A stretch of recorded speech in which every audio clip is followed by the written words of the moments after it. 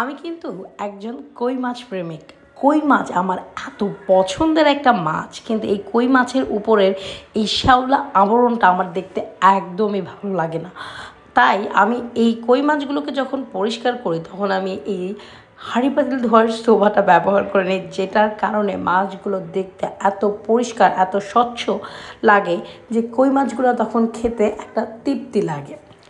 কিন্তু আজকে এই কই মাছটা ধুয়ে লবণ দিয়ে পরিষ্কার করে দেখাবো যে কত সুন্দর সাদা ধবধবে হয়, সাথে এত মজাদার একটা রেসিপি শেয়ার করব। যারা খাবে তারা পুরো মাথা নষ্ট হয়ে যাবে যে আজকের এই রেসিপিটা আসলে কী রেসিপি। আমি নিজে বানিয়েও আমি নিজে পুরো অবাক হয়ে গেছি যে এটা আমি রান্না করছি। চলুন মূল রেসিপিতে চলে যাই। প্রথমে তো পেঁয়াজ আর রসুন তো নিয়েছি, আর পেঁয়াজ আর রসুনটাকে তেলের মধ্যে কিন্তু আমি টেলে নেব। তো এখানে আমি অনেকগুলো শুকনো মরিচ নিয়ে নিয়েছি, যে বেশি যত ঝাল খেতে পছন্দ করে সে ততগুলো শুকনো মরিচ কিন্তু নিয়ে নেবে। তো এখানে শুকনো মরিচটাকে আর পেঁয়াজ রসুনগুলো কিন্তু আমি আস্তে আস্তে করেই বড় বড় টুকরো করে নিয়েছি, কেননা এগুলো কিন্তু পরে বলবো কি করেছি।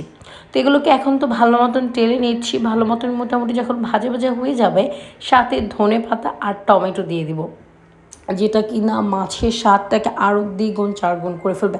সত্যিকার অর্থে এই রেসিপিটা আমার সত্যি মাথা নষ্ট করে ফেলছে। এত মজার মানে আমি যে কয় প্লেট ভাত খেয়ে ফেলছি আমি নিজেও জানি না। তো আপনারা এই রেসিপিটা কিন্তু একদমই মিস করবেন না। তো এগুলো যখন পুরোপুরি মোটামুটি একদম মানে তেলের মধ্যে বাগারের মতন হয়ে গেছে, একদম পেঁয়াজগুলো দেখতে পাচ্ছেন লালচে লালচে একটা কালার চলে আসে, তখন আমি ব্ল্যান্ডারে ব্ল্যান্ড করে ফেলছি। এরপরে এই যে সুন্দর করে মাছগুলোকে ধুয়ে ফেলছি, এই মাছগুলোকে দেখতে পাচ্ছেন কতটা স্বচ্ছ কতটা পরিষ্কার হয়ে গিয়েছে এই নিনজা টেকনিকে। তারপরে আমি যে ব্ল্যান্ডারে ব্ল্যান্ড করেছি সবগুলো মশলা বা যেই পেস্টটা, এই পেস্টগুলো এখন এই কি বলে কই মাছের উপরে দিয়ে নিয়েছি। তারপরে ধনে গুঁড়ো মরিচের গুঁড়ো আরেকটু দিয়েছি, আরেকটু যেন স্পাইসি হয়, খেতে যেন স্বাদটা আরও মজাদার লাগে। এরপরে হলুদের গুঁড়ো লবণ এই সবগুলো উপকরণ সুন্দর করে হাতে বেশটা খানিকটা সময় নিয়ে এগুলো কিন্তু মাখিয়ে রাখতে হবে। এরপরে বেশ সময় যখন ভালো মতন দেখতে পাচ্ছেন একটা মাছেরও কিন্তু অংশ মানে খালি নেই, দেখা যাচ্ছে যে কত ভালো মতন এটাকে মাখিয়ে ম্যারিনেট করে রেখে দিয়েছিলাম। খুব বেশি সময় কিন্তু মাছ ম্যারিনেট করে রাখা যায় না, তো এটা মিনিমাম 10-15 মিনিট রাখলেই হবে এনাফ। তারপরে গরম তেলের মধ্যে এই মাছগুলোকে ছেড়ে দিয়েছি। তারপরে দেখতে পাচ্ছেন আসলে হাঁড়িটা একটু ছোট হয়ে গিয়েছিল, মনে হলে আরেকটু বড় ছড়ানো। আপনারা যদি মাছের কোয়ান্টিটি বেশি থাকে অবশ্যই ছড়ানো কোনো মানে তাওয়া টাইপের কোনো কিছু বা কড়াই টাইপের নেবেন। তো যাই হোক আমি একটু এখানে পানি অ্যাড করব, কিন্তু অবশ্যই এই পানির পরিমাণটা কিন্তু বুঝে শুনে অ্যাড করব। তার আগে যে মশলাগুলো আছে সেই মশলাগুলো উপর থেকে আমি দিয়ে নিয়েছি সবগুলো। কই মাছ যখন আমার দেওয়া শেষ হয়ে গেছে, তারপরে যে অবশিষ্ট মশলাগুলো ছিল সেগুলো কিন্তু ফেলে না দিয়ে এই কই মাছের ভিতরেই ফেলে দিয়েছি, কারণ স্বাদ তো আমাকে দ্বিগুণ বানাতেই হবে। এরপরে আমাকে আস্তে আস্তে পানির পরিমাণটা দিতে হবে, কারণ মাছে যদি অতিরিক্ত পানি হয়ে যায় স্বাদ একদমই নষ্ট হয়ে যাবে, যেটা কিনা মাছগুলো ভেঙে গেলে এবং দেখতেও ভালো লাগবে না, খেতে তো প্রশ্নই আসে না ভালো লাগবে। তাই পানির পরিমাণটা কিন্তু বুঝে শুনে দিতে হবে।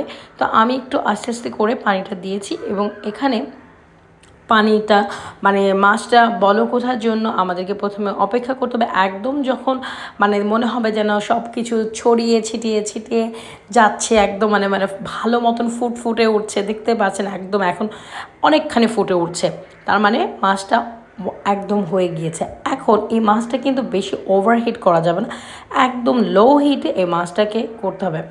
আর যখন আমি মাছের উপরে ধনেপাতা দিই, আমার থেকে শান্তি আর ভালো কোনো কিছুতে লাগে না। এরপরে মাছগুলো কিন্তু এরকম একটু ঝাঁকিয়ে ঝাঁকিয়ে নেবেন যেন নিচে যেন তলিতে লেগে না যায়। মানে মাছের যে একটা সুন্দর কালার, এই কালারটা দেখেই আমার খুবই তৃপ্তি লাগছে, এবং আমি তখনও বুঝতে পারিনি যে এই মাছের রেসিপিটা এত মজাদার হবে। মানে ফর দ্য ফার্স্ট টাইম আমি এইভাবে রেসিপিটা বানিয়েছি। কই মাছ কিন্তু সাধারণত আমরা ভেজে বা মানে মানে কাঁচা রান্না করি বা কোনো কিছু দিয়ে রান্না করি, কিন্তু এই পদ্ধতিতে এবার আমি প্রথমবার রান্না করেছিলাম। সত্যি কথা মানে আমার পুরো মাথা নষ্ট হয়ে গেছে, দেখতে এতটা লোভনীয় ছিল।